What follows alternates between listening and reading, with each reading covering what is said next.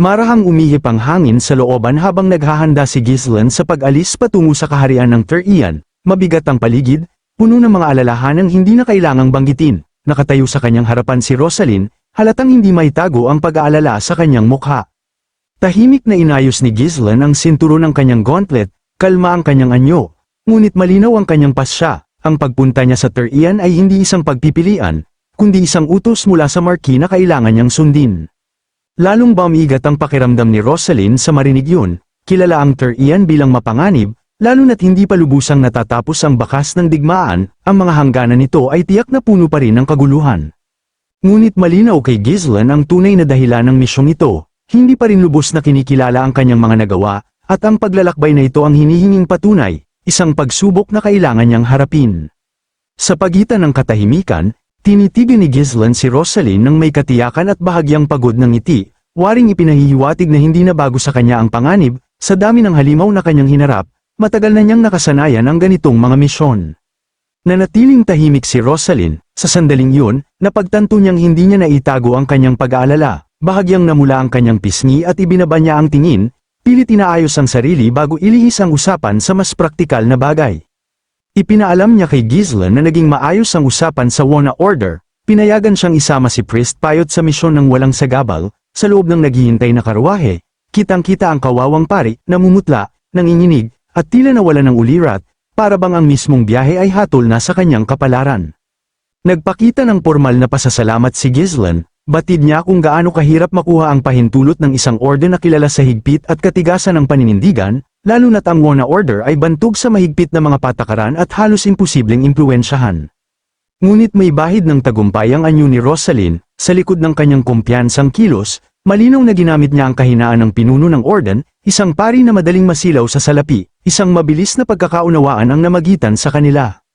Marahang yumuko si Ghislaine bilang paggalang, tinanggap ang tulong na ipinagkaloob sa kanya. Ang kilos na yun, bagamat formal, ay puno ng taos-pusong pasasalamat, bahagyang natarante si Rosalind, na mula-muli, at panandali ang nawala ng masabi. Inilahad ni Ghislaine ang kanyang braso bilang isang tradisyonal na paanyaya, tinanggap ito ng dalaga, marahang ipinatong ang kanyang kamay sa bisig ng kabalyero, sa liwanag ng umaga, nagmistulang isang tahimik ngunit makabuluhang sandali ang kanilang anyo. Hinagka ni Ghislaine ang kanyang kamay bilang huling paggalang bago ang pag-alis, isang simpleng kilos na nag-iwan ng malinaw na damdaming hindi na kailangang bigkasan. Lumipas ang panahon at biglang nagbago ang tanawin, malayo na sila sa init at ginhawa ng tahanan, sa lilam ng Shadow Mountain Range ng kaharian ng Tyrian, manipis at nanunuot ang hangin, sumulong si Ghislaine kasama ang kanyang pangkat sa mabato at delikadong lupain. May iisang anyo ang lahat, mga matang handa sa laban, mga katawang tensyonado, higit sa lahat, kapansin-pansin ng kabayo ni Ghislaine, hindi ito mukhang hayop na tatakbo sa panganib, kundi isang mandaragit na sabik sumalakay. Ang mabangis na enerhiya nito'y kaayon ng amo nito.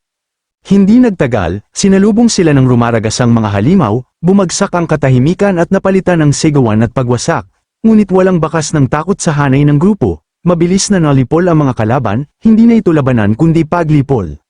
Si Ghislaine ay umusad na tila walang sagabal, ang kanyang espada ay gumagalaw ng napakabilis na halos hindi na makita, walang hirap na hinihiwa ang nasa daan. Sa gilid, walang sinayang nagalaw si Lucas, ang sibat ay mabilis at eksakto, palaging tumatama sa mahahalagang bahagi, si Kier naman ay ginamit ang bagong sining pandigmang itinuro sa kanya. Habang tumatagal ang sagupaan, tuluyan siyang nilamon ng pananabik, ang kanyang galit sa laban ay umaalingaw sa pagitan ng mga bangin. Nanatili ang sobrang kasiglahan ni Kier, ngunit isang mabilis at eksaktong kilos mula kay Belinda ang nagpatahimik sa kanya. Hinayla siya pabalik sa kanyang kabayo nang walang babala, nanatili siyang malamig at walang emosyon, tila walang pakialam sa kanyang ginawa. Aray ko!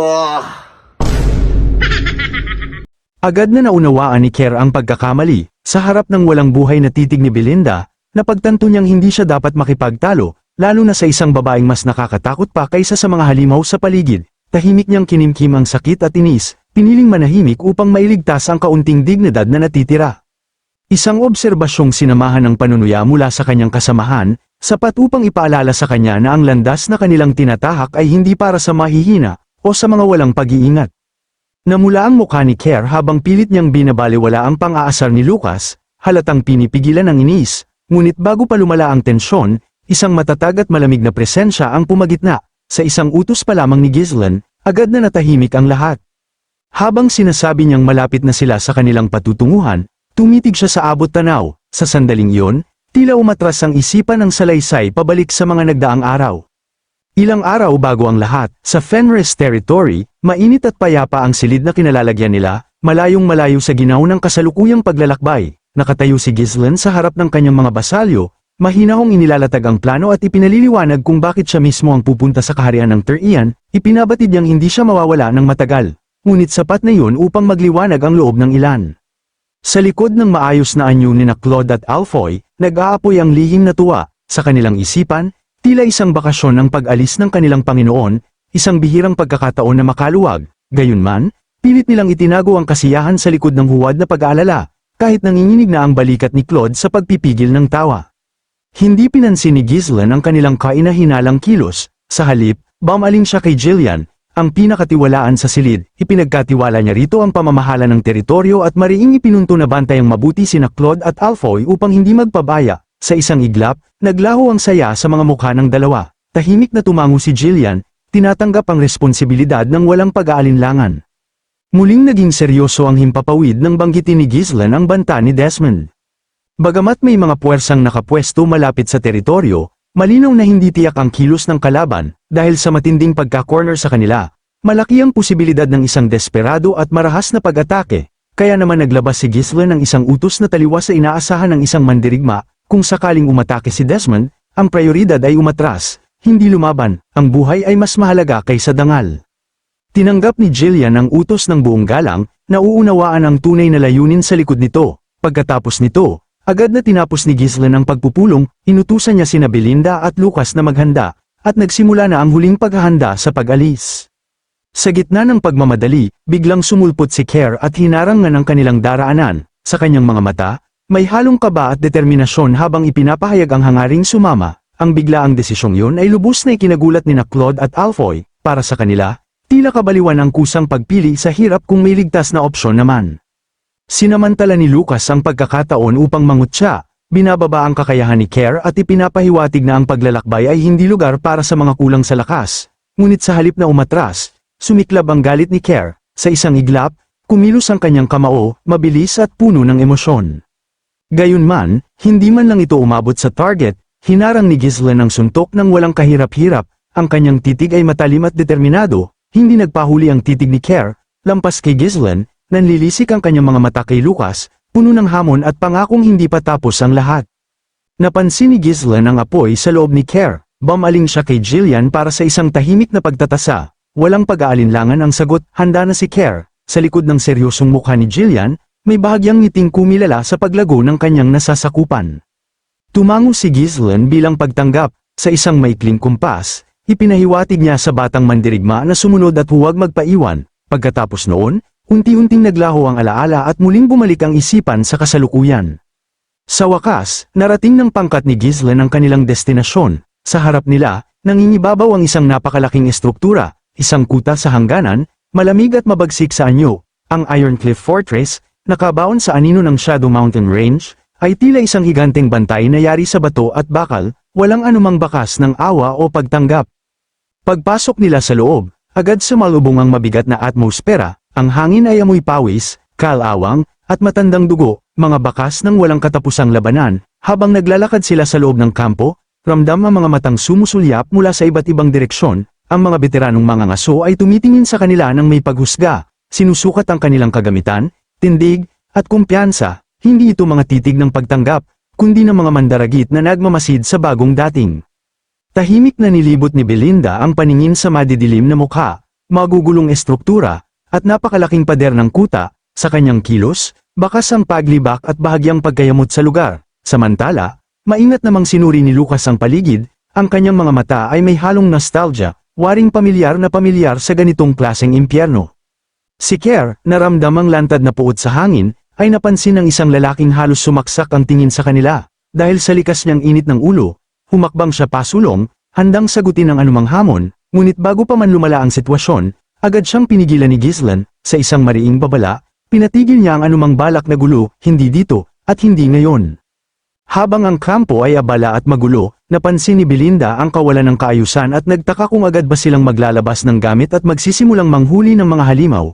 ngunit mabilis itong itinanggi ni Ghislaine. Ipinaliwanag niyang ang sinumang nagnanais manghuli sa lugar na yun ay kinakailangang magparehistro muna bilang mangangaso. Itinuro niya ang isang malaking gusali sa gitna ng kampo, luma, sira-sira, at halatang maraming taon nang nakatayo laban sa kaguluhan ng lugar.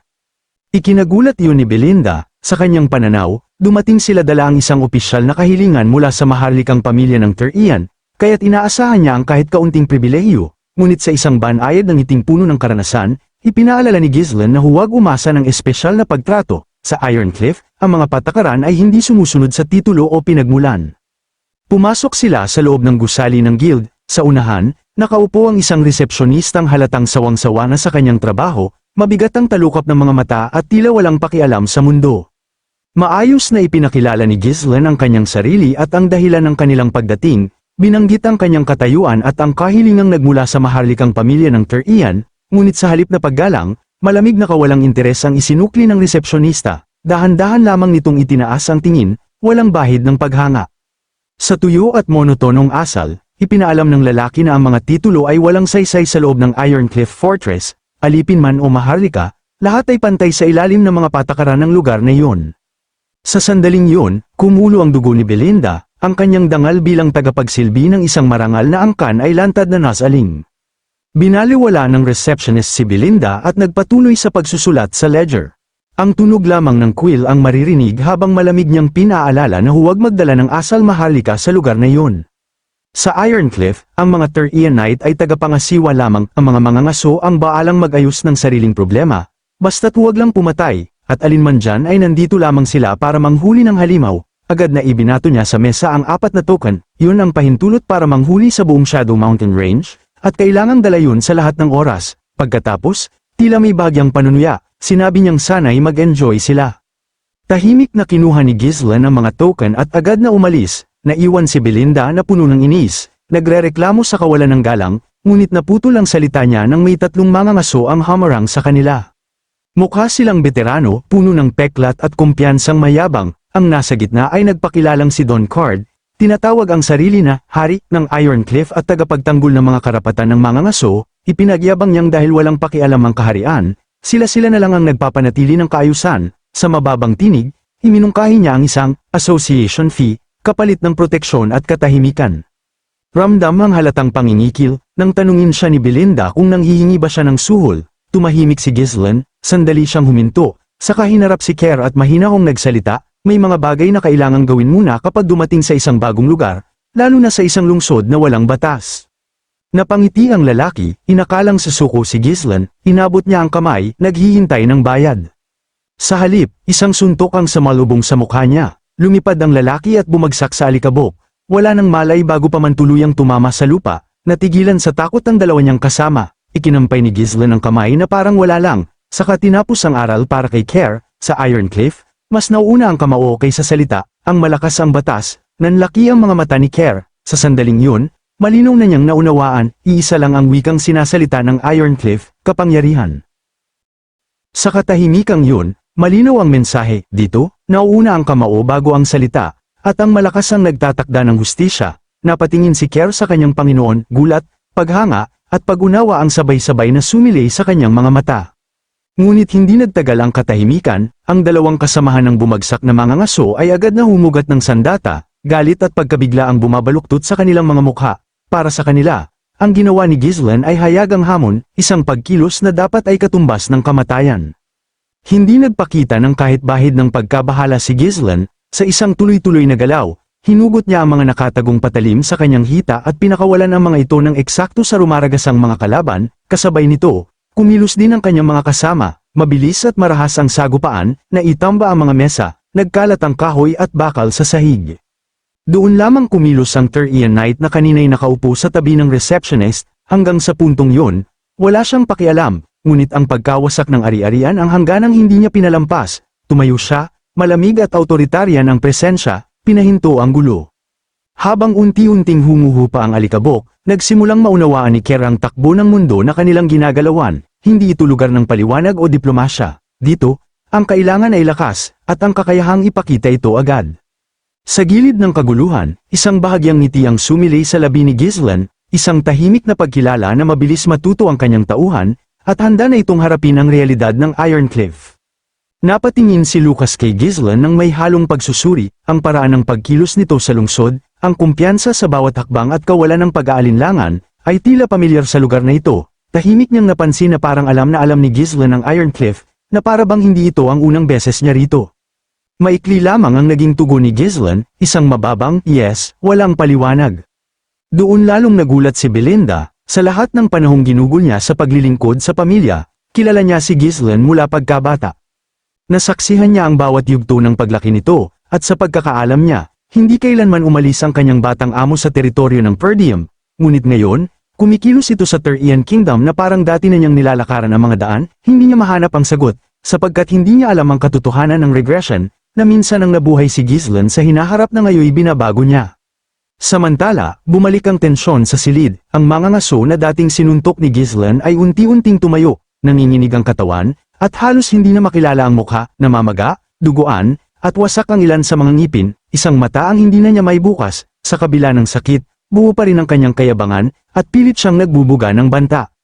Hindi na pinatagal ni Care ang eksena, sa isang walang emosyong galaw, muling dama po ang kamao niya sa lalaki, at muli itong bumagsak sa sahig, walang galang, walang awa, isang malinaw na pagtatapos. Pagkatapos nito, lumingon si Care kay Ghislaine, naghihintay ng direksyon, ngunit ni hindi man lang tiningnan ni Ghislaine ang mga nakahandusay. Para sa kanya, wala nang saysay ang pag-aaksaya ng oras sa ganitong uri ng tao, kilala niya ang ganitong lugar, power is the only language they understand, kapag malinaw na kung sino ang nasa itaas, kusa silang susunod. Pagkatapos, nagbago ang tanawin, malayo sa Therian Kingdom, sa hilagang hangganan ng Lathania, umalingaw ang malupit na hangin, isang lupain ng walang katapusang labanan, kung saan ang dugo at abo ay tila bahagi na ng lupa. Doon, patuloy ang sagupaan ng mga barbaro at ng puwersa ng kaharian. Ipinag-utos ng chief ng Soundwind Tribe sa kanyang mga tauhan na simulan ang pagnanakaw, may halong pananabik ang kanyang tinig habang gumagalaw ang mga barbaro na parang salot, sinusunog ang mga bahay at pinapatay ang mga ordinaryong mamamayan na walang kakayahang lumaban. Sa loob lamang ng ilang sandali, ang isang tahimik na nayon ay naging abo at katahimikan. Pagkaraan, sa kampo ng Soundwind Tribe, nagmistulang grotesque celebration ang paligid. Ang mga mandirigma ay naglalasing, nagtatawanan, at nagbabahagi na ng mga kwento ng kanilang pananalakay. Ang amoy ng alak ay humahalo sa pawis at bakal, may nagbibiro tungkol sa isang biktimang nagmakaawa para sa buhay nito, at sinalubong yun ng malalakas na halakhakan. May iba namang nagyabang na kung malinis ang pagpatay, hindi na kailangang makakita ng ganoong kahinaan, isang palitan ng yabang na mabilis naging tensyon. Sa gitna ng ingay, tahimik na umiinom si Costo, ang pinuno ng Soundwind Tribe. Isa siyang dambuhalang lalaki, puno ng pilat, isang veterano ng hindi mabilang na labanan, habang ang iba'y nagdiriwang, tila malayo ang kanyang isip, maya-maya, may lumapit sa kanya na may hawak na sulat at maingat na inabot iyon. Nabigla si Costo, bihira ang balitang dumarating sa ganitong formal na paraan, tinitigan niya ang papel, sinundan ng tingin ng mga marka, ngunit wala siyang naunawaan, uminit ang kanyang ulo, ang tintay parang walang saysay na guhit lamang, sa bugso ng inis. Ibinuhos niya ang inumin sa nagdala ng sulat at umungal, galit na galit sa pag-aakalang siya'y niloloko dahil hindi siya marunong bumasa. Nang inig sa takot ang mensahero at agad na humingi ng paumanhin, nangakong dadalhin niya ang village chief, at nagmamadaling umalis. Makalipas ang ilang sandali, dumating ang payat at nanginginig na pinuno ng nayon, isang lalaking nabubuhay lamang dahil may silbi siya sa tribo. Hawak ang sulat, binasa niya ang nilalaman ng malakas. Maikli ngunit mabigat ang mensahe, ang hilaga ay walang laman, at ipinahihintulot sa kanilang mga mandirigma na angkinin ang Perdiem. Nanlamig ang hangin sa kampo, ang Perdiem ay lupain ng kayamanan at kasaysayan, isang lugar na matagal na nilang tinitingala ng may inggit. Biglang sumabog ang pananabik, may sumigaw na sa wakas ay dumating na ang pagkakataong sakupin ng lupain na pinahahalagahan ng Northern Wolf. Tumawa ang iba, nagsisigawan ng panawagan sa digmaan at pag-aangkin.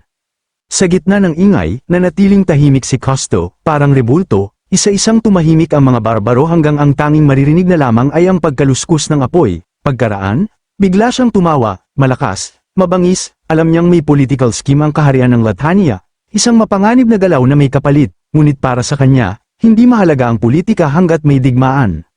Matagal na rin naman nilang balak ang Perdiem, tumayo si Costo, puno ng sigla, at nag-utos na ipatawag ang iba pang mga pinuno upang tipunin ang kanilang mga mandirigma. Dumating na raw ang oras upang angkinin ang lupain ng Perdiem. Lumipat ang tagpo sa nakakatakot na taluktok ng Shadow Mountains, Humahaginit ang hangin sa pagitan ng mga tallest na bato, at ang lupa ay balot ng makapal na nyebe na tila hindi kailanman natutunaw. Dito, sinabi ni Ghislaine kay Kerr ang isang kondisyong ikinagulat niya. Kung nais niyang tunay na lumakas, kailangan niyang makapatay ng hindi bababa sa 100,000 halimaw, isang bilang na halos imposible, parang hamon na hindi kayang tapusin sa isang buong buhay. Hindi ito agad matanggap ni Kerr. Para sa kanya, mas makabuluhan ang pakikipaglaban sa tao kaysa sa pagpatay ng mga walang isip na halimaw. Marami raw mas malalakas kaysa sa mga nilalang na yun, ngunit bago pa humaba ang usapan, biglang kumilos si Belinda at itinuro ang unahan, may gumagalaw sa puting kapatagan. Sa malayo, may mga halimaw na kinakain ng kapwa nila halimaw, tumitilamsik ang pulang dugo sa ibabaw ng nyebe. Ilang sandali pa, napansin ng mga nilalang ang grupo ni Ghislaine, umalingaw ang mababang ungol, at sabay-sabay silang sumugod. Tahimik na sinabi ni Ghislaine na ang mga ito ang apex predators ng Shadow Mountains, mga owlbear. Ngunit binaliwala yun ni Kerr. Sa kanyang paningin, mga hayop lamang ang mga ito, bunot ang espada, nagyabang siyang kaya niyang pumatay ng libo-libo at hiniling kay Ghislaine na maghintay na lamang. Hindi pa man natatapos ang kanyang salita, kumilos na si Ghislaine, isang mabilis na suntok ang tumama kay Kerr, dahilan upang mahulog siya mula sa kabayo at gamunong sa nyebe. Kasabay nito, isang owlbear ang biglang dumating at dinurog ang kabayo, napakabilis, halos walang tunog. Sa malamig at kalmadong tinig, binalaan ni Ghislaine si Kerr na huwag aalisin ang tingin sa mga owlbear. Kahit malalaki ang mga ito, halos wala silang ingay kapag gumagalaw. Mabilis na tumayo si Kerr, nanginginig sa hiya at galit, sumugod siya at inundayan ng espada ang unang owlbear, ngunit puro hangin lamang ang tinamaan, madaling umiwas ang halimaw at agad na gumanti, sinipa siya ng napakalakas, napilitan si Kerr na magdepensa habang sunod-sunod ang atake. Mula sa likuran, may isa pang owlbear na tumama sa kanya at itinapon siya palayo. Bago pa siya makabangon, tumalon ng halimaw sa ibabaw niya, nakadapa sa nyebe, pilit niyang hinarang ang mga kuko gamit ang espada, umiinit ang bakal sa bigat ng puwersa. Sa desperasyon, tinawag niya si Ghislaine at tinanong kung manunood lang ba ito, ngunit pabirong sagot ni Ghislaine, akala niya ba kayang-kaya niya mag-isa. Sumabay pa si Lucas sa panunukso, sinasabing iyon ang dahilan kung bakit hindi siya mabubuhay gamit ang kalahating galing lamang. Sa gitna ng panganib, lalong kumulo ang galit ni Kerr, ngunit walang puwang para gumanti. Dalawang owlbear ang walang tigil na umatake, unti-unting nauubos ang kanyang lakas. Nakita yon ni Belinda, bahagya siyang napakunot noo at tumingin kay Ghislaine, may bahid ng pag-aalala sa tinig, hindi naman mamamatay si Kerr, hindi ba? Kalmado ang tinig ni Ghislaine habang pinapawi ang pag-aalala ni Belinda, hindi raw mamamatay si Kerr sa ganoong antas. Ipinaliwanag niya ang likas na ugali ng mga owlbear, matalino ang mga ito, at kapag sinalakay ng walang isip, tiyak na mahuhulog ang umaatake sa sarili niyang bitag. Hindi sila tinawag na apex predators ng Shadow Mountains nang walang dahilan. Sanay ang mga nilalang na ito sa pangingibabaw, ni minsan, hindi samasagi sa isip nila na sila ang magiging prey. Tahimik na pinagmamasdan ni Ghislaine si Kerr, naalala niya ang nakaraan, kung paanong minsan na rin niyang itinuro kay Kerr ang tamang paraan para lumakas, at nagawa na nito yun dati. Ang problema, ginagamit lamang ni Kerr ang buong potensyal niya kapag ang buhay niya ang nakataya. Kailangan niyang baguhin ang pag-iisip, mula prey, maging hunter. Sumigaw si Ghislaine, binabalaan si Kerr na huwag sumugod ng basta-basta, hintayin ng sandaling sigurado ang pagpatay, at gawing instinct ang desisyong yun. At saka ito nangyari, sa isang biglaang galaw, tinaga ni Kerr ang paa ng isang owlbear, nang matisod ang halimaw, sinundan niya agad isang mabilis at tiyak na hiwa sa leeg, bumagsak ang nilalang, patay sa isang iglap, napatigil sina Belinda at Lucas, pati ang natitirang owlbear, sa pagkagulat. Umuungal sa galit, sumugod ang ikalawang owlbear, ngunit handa na si Kerr, madali niyang iniiwasan ang mga kuko, at sa isang pababang hampas, tinapos din niya ito, tahimik ang nyebe, tanging hininga ni Kerr ang maririnig. Pagod ngunit nagwagi, mayabang ang ngiti ni Kerr habang minumura ang mga halimaw, isang pahayag ng bagong kumpiyansa, nakita yun ni Ghislaine, at isang bahagyang ngiti ng kasiyahan ang sumilay sa kanyang labi, natutunan na ni Kerr ang aral. Hindi nagtagal, kumalat ang balita, sa kalapit na kuta, nag-uumpukan ng mga lokal na hunter, sanay sila sa bundok, ngunit hindi pa sila nakakakita ng ganito, 4 na tao lamang, ngunit winawalis ang mga halimaw na parang walang sugatan, walang patay. Karaniwan, ang ganitong hunt ay nag-iiwan ng wasak na mga katawan, ngunit ang grupong ito ay tila untouchable.